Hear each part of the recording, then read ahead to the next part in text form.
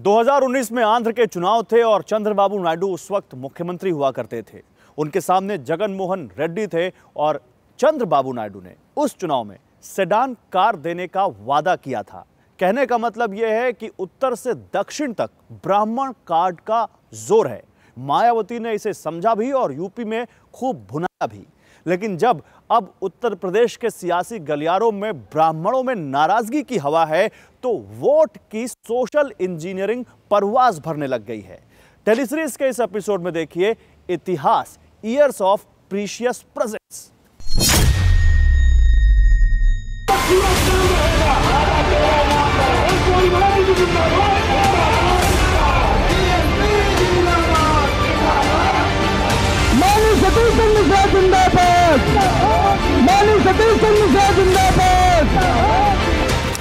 दो जनवरी 2022 लखनऊ उत्तर प्रदेश। बहुजन समाज पार्टी ने विशाल सभा बुलाई। सरोजनी नगर विधानसभा को साधने के साथ लखनऊ में बहुजन की हवा बनाने का पूरा तामझाम किया, लेकिन मंच पर पार्टी प्रमुख मायावती नजर नहीं आई। बीएसपी की रैली की कमान संभाली इस चेहरे ने। ये सतीश चंद्र मिश्र है, बीएसपी के अखिल भारतीय महासचिव। 2022 के दंगल में बहुजन समाज पार्टी की तरफ से सतीश चंद्र मिश्र ताल ठोक रहे हैं। मायावती अब तक चुनाव प्रचार में पूरे धूमधाम से नहीं उतरी है।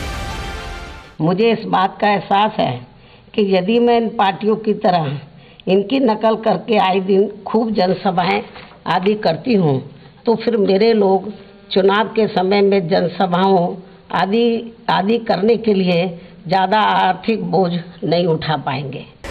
सियासी वजहें जो भी हों, लेकिन एक बात साफ है, वो ये कि बीएसपी ब्राह्मणों को साधने की हर मुमकिन कोशिश में जुटी है। चुनावी अखाड़े में बीएसपी के सेनापति सतीश चंद्र मिश्र 2007 वाला करिश्मा दोहराने का दम भर रहे हैं।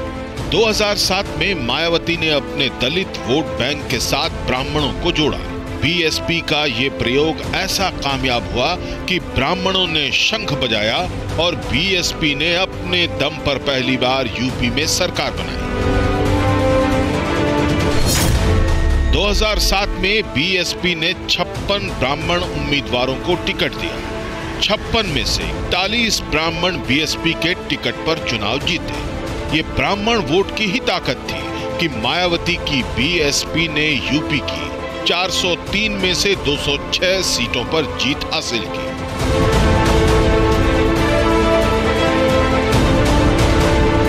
हाथी मदमस्त होकर लखनऊ पहुंच गया। इसी फॉर्मूले को 2012 में समाजवादी पार्टी ने नए समीकरण के साथ आजमाया। नतीजा इस बार भी वही निकला। ब्राह्मणों ने समाजवादी पार्टी को एकजुट होकर वोट दिया और अखिलेश यादव को उत्तर प्रदेश की सत्ता का सिंहासन सौंप दिया।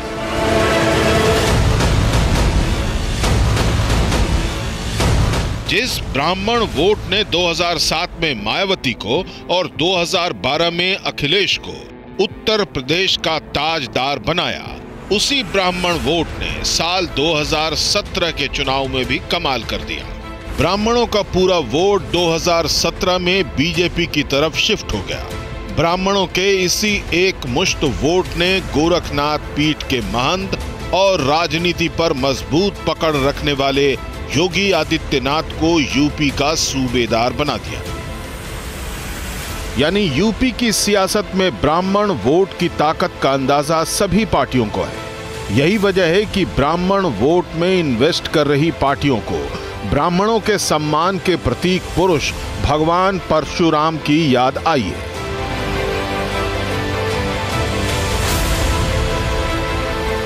यूपी के महासमर में आर पार की लड़ाई लड़ रहे समाजवादी पार्टी के मुखिया अखिलेश यादव बार बार भगवान परशुराम का नाम ले रहे हैं। राजनीति के दंगल में बीजेपी को परास्त करने की रणनीति बना रहे हैं।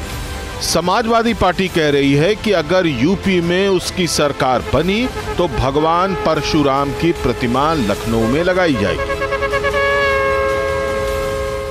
आने वाले दिनों में परशुराम जी की भी मूर्ति लगेगी और सभी जानते हैं परशुराम जी की जो मां थी वो क्षत्रिय थी।